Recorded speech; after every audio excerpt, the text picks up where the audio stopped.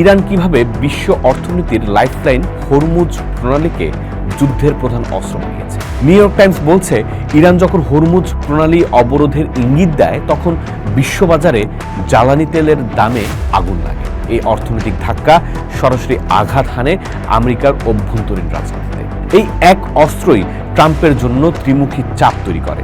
পাশাপাশি দীর্ঘকাল ধরে হরমুজ প্রণালী দিয়ে বিশ্বের সব দেশের জাহাজ নির্বিঘ্নে চলাচল করতে পারত।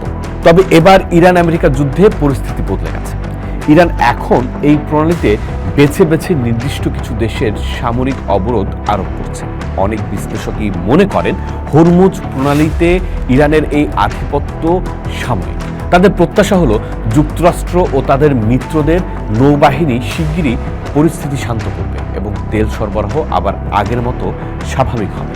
কিন্তু এই প্রত্যাশায় বড় ধরনের গলদ আছে, কারণ অবস্থানগত কারণেই হরমুজ নিয়ন্ত্রণে সবচেয়ে বেশি সুবিধাজনক অবস্থানে আছে ইরান। আধুনিক অর্থনীতিতে কেবল তেলের সরবরাহ থাকলেই হয় না, সেই সরবরাহ হতে হয় সময়মতো ও নির্ভরযোগ্য। যখন সেই নির্ভরযোগ্যতার ভিত্তি ভেঙে পড়ে তখন পণ্য পরিবহনের খরচ অনেক গুণ বেড়ে যায়। তখন সরকারগুলো জ্বালানি প্রাপ্তিকে নিছক বাজারের লেনদেন হিসেবে না দেখে একটি জাতীয় কৌশলগত সংকট হিসেবে বিবেচনা করতে বাধ্য হয়। এখানে যুক্তরাষ্ট্রের জন্য মূল সমস্যা হলো এক অসম লড়াই।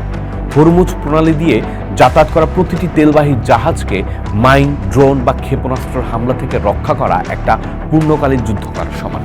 এর জন্য সেখানে নিয়মিত সামরিক নৌবহরের টহল প্রয়োজন। অন্যদিকে বিশ্ব তেলের বাজারে সংশয় ও ভীতি তৈরির জন্য ইরানের মাঝে মধ্যে একটিমাত্র জাহাজে আঘাত করাই যথেষ্ট।